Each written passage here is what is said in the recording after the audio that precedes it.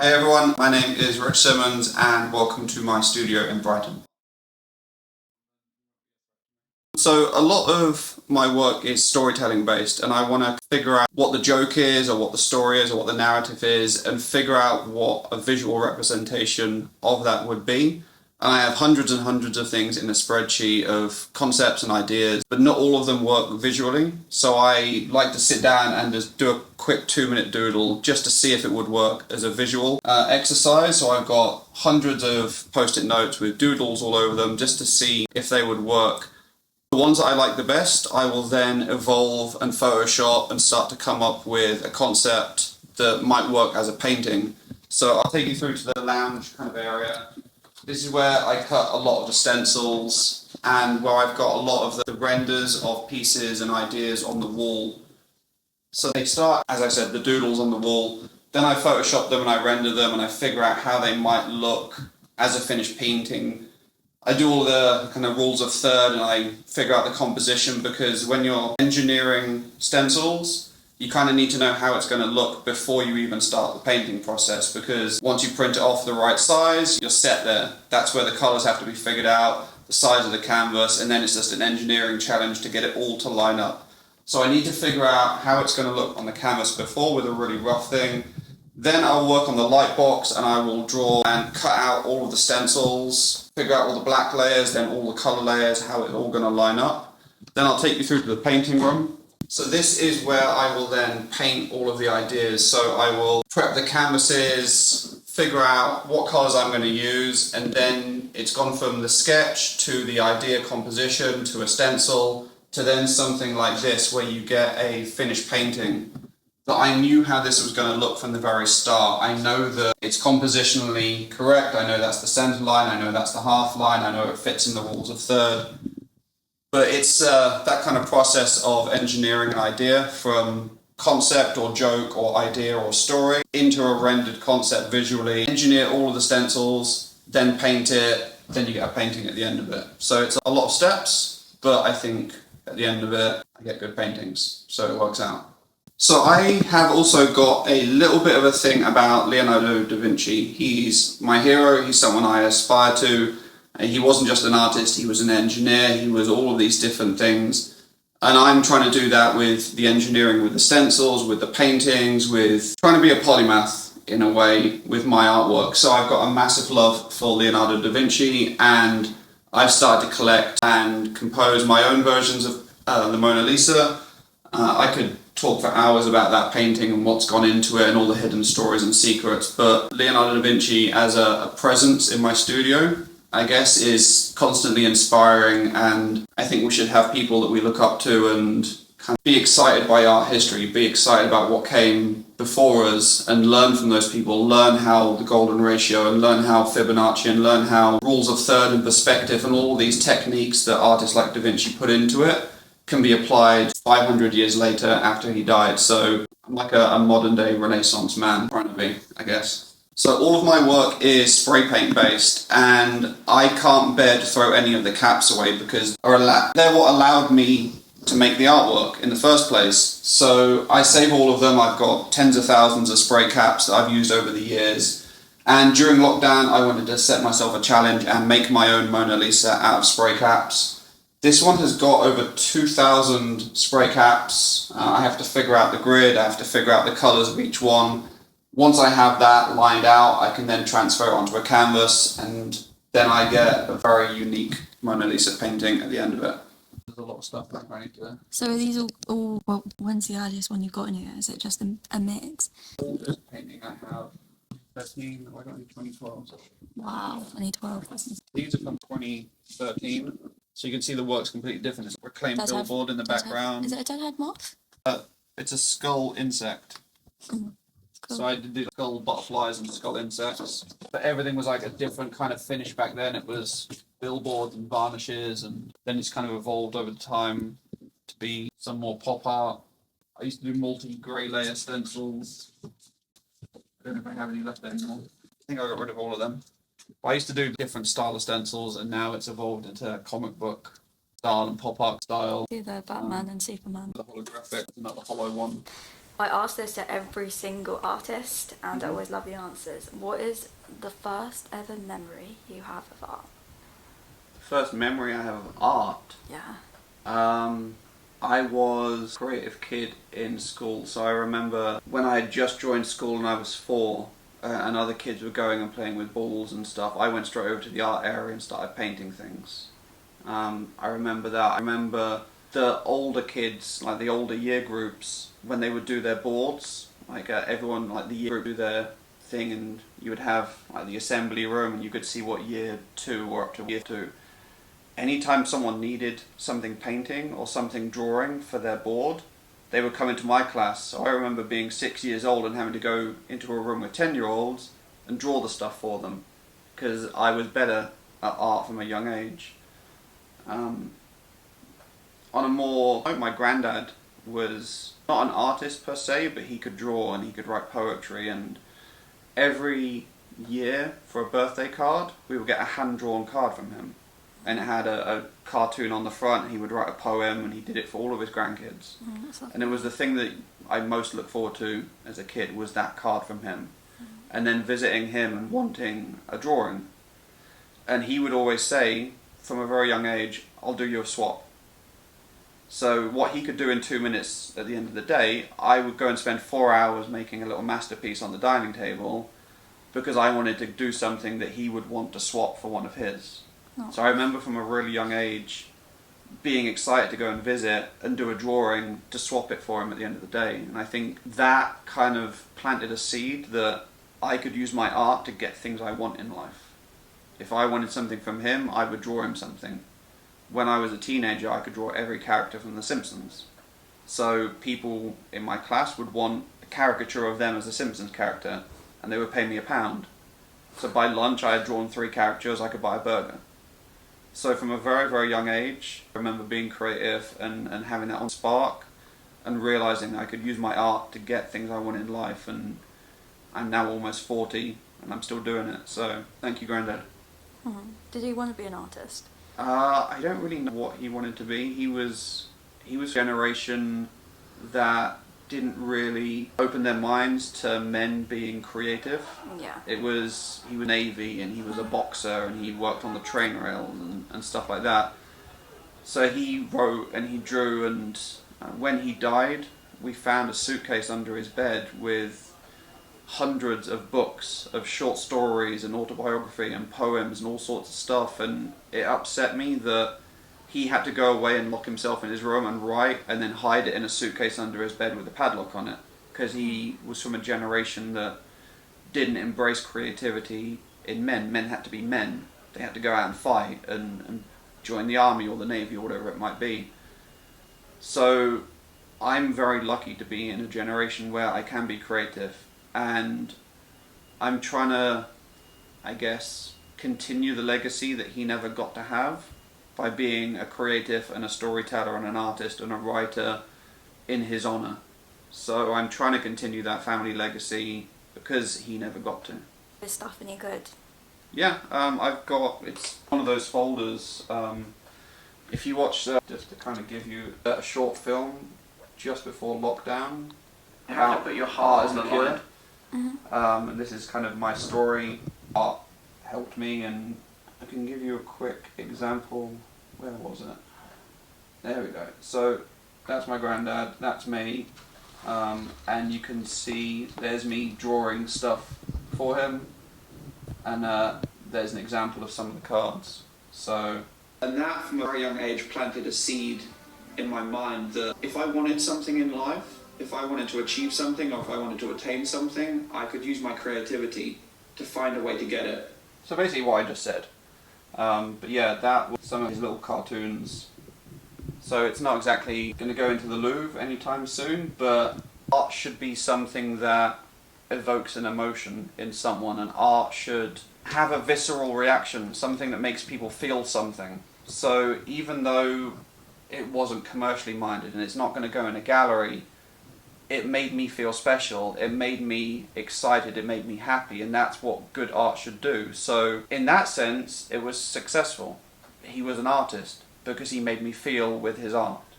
And I've always been of the mindset that you should try and make something that makes people feel something. Even if it's to laugh at it, even if it's to question it and go, oh no, I don't like that. But why don't you like that? I had a lot of people when I did Superman kissing Batman as a piece of artwork threaten me. When I was painting on the street, I had people come up to me and say, if that's not painted over in the next hour, I'm coming back and I'm stabbing you. I've had to have private security when I was doing street art for those kinds of things because it evoked a visceral reaction in people. And a lot of people loved it. I've had people who are gay couples that loved that piece so much, they wore Superman and Batman cufflinks and put Superman and Batman on top of their wedding cake because they loved the painting that I did that made people question sexuality differently. So the fact that I was able to do that and evoke emotions in people all over the world, both good and bad, that is, as an artist, you want that. It's the same as a magician doing a card trick, and some people will go, how did you do that? And question everything, and some people will freak out and run away because they don't like the fact that they were confused. And that's the joy the magician has, and that's what an artist can do, is you can have that magic moment with people. So my granddad was never an artist by trade, but by emotion he was a very successful artist. That's so lovely. Did you study art at uni? No. Did you go to uni? No. No, what did you do instead? I'm self-taught. I was always the art kid in school. I was always the creative kid. But I started to struggle in my teenage years with mental health, with depression, family broke up. I struggled with how to handle it. I became non-verbal in a lot of ways. I didn't communicate my emotions. I trapped them inside. And it wasn't a healthy time for me. And I basically flunked my A-levels, and I wanted to be an animator when I was younger, and I didn't get the grades, and I didn't have the mindset to want to go and pursue that anymore. So I went and worked in record shops and coffee shops, and I tried learning business and art in my own way. And it took going to therapy and learning that I was on the spectrum with autism, and how brain worked differently and how I learned differently, and the school system didn't cater to that. I went out and I went on workshops, and I taught myself art, I taught myself business, and I taught myself design, and I was in bands when I was younger. So instead of just playing bass in a band, I would book a show and I would design the tickets and I would design the flyer and I would book other bands, and then I started to sell my t-shirts at the back of it. And I built this whole little creative business, and I was learning how to be creative, how to market, and that led into art, and then led into Art as the Cure, and how can I take everything I've learned from trying to market an idea and create things and design things and inspire other people for the mental health angle with Art as the Cure. So I started to go to schools and I started to run workshops and try and inspire people and plant that seed that they could use art and creativity to help themselves in the same way that I was. And then it's just kind of evolved, and moved to London and worked with a graffiti company and lived in their warehouse that didn't even have hot water or a shower, just so I could be around art and I could try and chase that dream of being creative full time. And accidentally did a piece of street art that went viral, got into all the press, and the next day I'm sitting in Opera Gallery, and I'm now a professional artist having a career in art. So I didn't need the university route. I found my own path in a way that worked for the way that I thought and saw the world and approached things, and I learned from people, and I had mentors, and I tried as many things as I could, and I said yes a lot, and I failed a lot. I say failed. I don't believe in failure. I believe that everything is an opportunity to learn and grow and become wiser and not make that same mistake again. So there was a lot of one step back, two step forward moments, but I embraced the one step back to go the two step forward because I knew I was learning in my way that was personal to me, that would allow me to learn and adapt and grow in that way. So I didn't need university. I needed to find my own path and forge my own kind of road moving forward, and whether that was like a winding road or what. I've got to a point now where I'm in a position that I'm trying to change the world, not just as an artist, but as an entrepreneur, as a tech developer, as someone that, like Leonardo da Vinci, had a lot of interests and a lot of talents and connected a lot of dots and left a legacy that changed and shaped the art world for hundreds of years after his death. I want to do that. I want to create a legacy that leaves the art and the creative space in a better way that I found it. What was it like doing that first piece of street art? What was it that made you do it in the first place?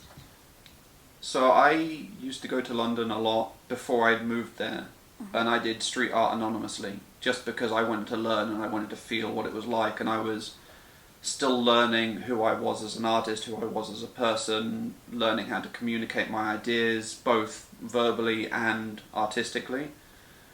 And when I started to work with this graffiti company, because they liked the stencil art and they wanted me to be their stencil guy on the team, I got to learn from them, I got to work with them, I got to come to London, and then I started to get the confidence that I could put my name to stuff, and I did a piece of Will and Kate dressed up as the Sex Pistols just before the royal wedding, because I knew I could market that and I could get the press for that. If it was a good enough piece, it would capture a moment, it would make people laugh.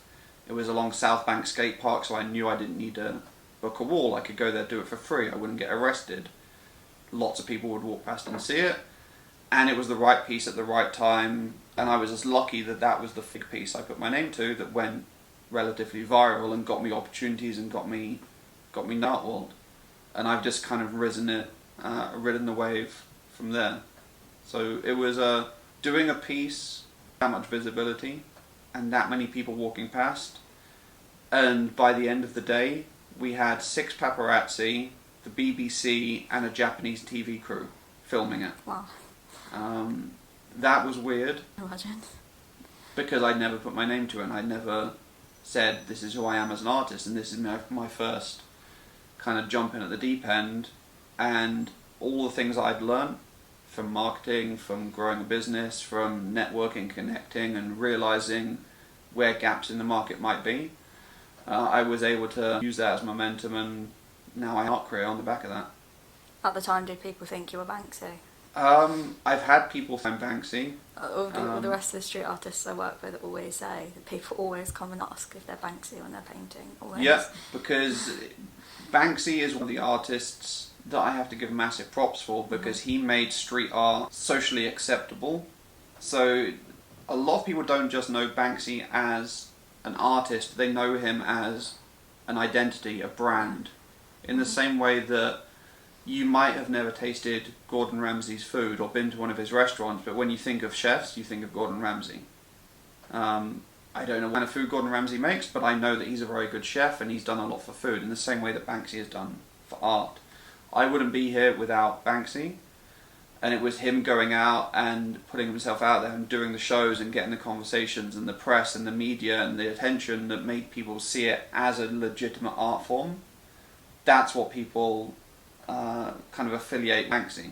Might not know what the art genres are, what kind of street art categories are. It could be someone doing a freehand piece and they'll still be like, are you Banksy? Yeah. Because of that mystery. And I think that's... But I've also used it to my advantage.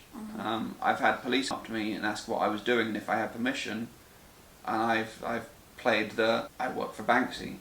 Don't arrest me, you'll be the first one to see this piece. Oh my god, that's going to be a new Banksy. Go for it. Finish the piece, put my name on it, run away. You actually, that is so, love that. I've heard like different stories about how people have gotten away from police. I've never heard someone say that. Yeah, because I was stencils, and because I was cool with them, and they asked me what I was up to, and I didn't want to say I was just doing some street art, because then they would say, have you got permission? When you know it's about or excited for it, they get to be the first to see it, because of there's going to be press, there's going to be attention. So if they're the first ones that got to see it, and they think that they're going to do Banksy, then you kind of create like they're not questioning it, because you've used some reverse psychology in a way. So yeah, playing this new Banksy, if you let me finish it, you'll be the first one to see it, people let you finish it, you put your own name on it and run away. So I've done that a couple of times, not proud of it, but it worked and I didn't get arrested. Have you been arrested before? Not for street art. Well, now you've made me curious of what you were. No, in general. No. I've been arrested. I've had a lot of people, especially police people, ask me what I was doing. When I was doing the Superman and Batman stuff, I did have to get police because I was being threatened. Yeah. I did have people come into my old studio and make threats against me because they didn't like certain pieces that were hanging in my window. That's insane. So I have had relationships and confrontations, or not confrontations, but experiences with police, not for doing something illegal, but for other people threatening me for doing something artistic and free. Mm-hmm. And I guess people start hating on you. That's when you know you're having impact and making success. I can't remember who it was. It may have been Steve Jobs that said, "You know you've made it, start suing you." I haven't been sued. We got threatened to be sued. I've had letters from others that I thought I was getting sued for, Oh. and it turned out the head of the movie division loved Superman and Batman kissing art so much. I did go on the red carpet Suicide Squad with Warner Brothers. That's because cool. Of the connection with the director, not the director of the movie studios, the head of the movie division was a piece of artwork. So I got to meet Henry Cavill and Ben Affleck, who were Superman and Batman at the time, so cool. And show them the piece, and they both loved it. So I asked for like photos with them. Henry politely declined because he's very British and very polite. And Ben Affleck said yes, as long as I didn't recreate the painting with him and try and kiss him. That's funny. So I almost got to kiss Ben Affleck. Who are top influences? It doesn't have to be art, as can be. I have two creative heroes, I guess you could say. Leonardo da Vinci is an obvious one. The fact that he wasn't just an artist, he was an engineer, he was deeply curious about the world, and he studied and invented and created in so many different fields. That is massively inspiring to me. The fact that he was ambidextrous, I'm cross-ambidextrous, I'm right-handed, left-footed, but I can also paint with my left hand. He was probably on the spectrum in some capacity because he was a super genius. He was also considered a misfit back in his day. He was a bastard, he was strawberry blonde hair, he couldn't go to school to study Latin because he was a bastard. He was just always drawing and always creating, which is why they put him into Verrocchio's School of Art when he was only a teenager. So yeah, back in the day he was a misfit, and I feel in a lot of ways like a misfit. I feel like an outsider. I don't come from an artistic background necessarily, I don't come from money, I don't fit in with those social circles. I've had to battle and scrap to get opportunities, so I feel some kind of connection and synergy with Da Vinci in a lot of ways. And the other one, Stan Lee, because I love the fact that he was a storyteller that created worlds that people could get lost in and get entertained by, and it's become this kind of global franchise of characters that all came from his imagination. I love other comic books, I love Batman, I love all of those other worlds. I'm not Team DC or Team Marvel, but the fact that Stan Lee was kind of the godfather of that, he created so many characters and so many worlds and had such an impact on so many people as a businessman with Marvel, as a storyteller, as a writer, everything else about him inspired so many people. And yeah, I'm inspired by Da Vinci and Stan Lee. They're my two goats. Where can people find your work? So that's going to be an answer right now.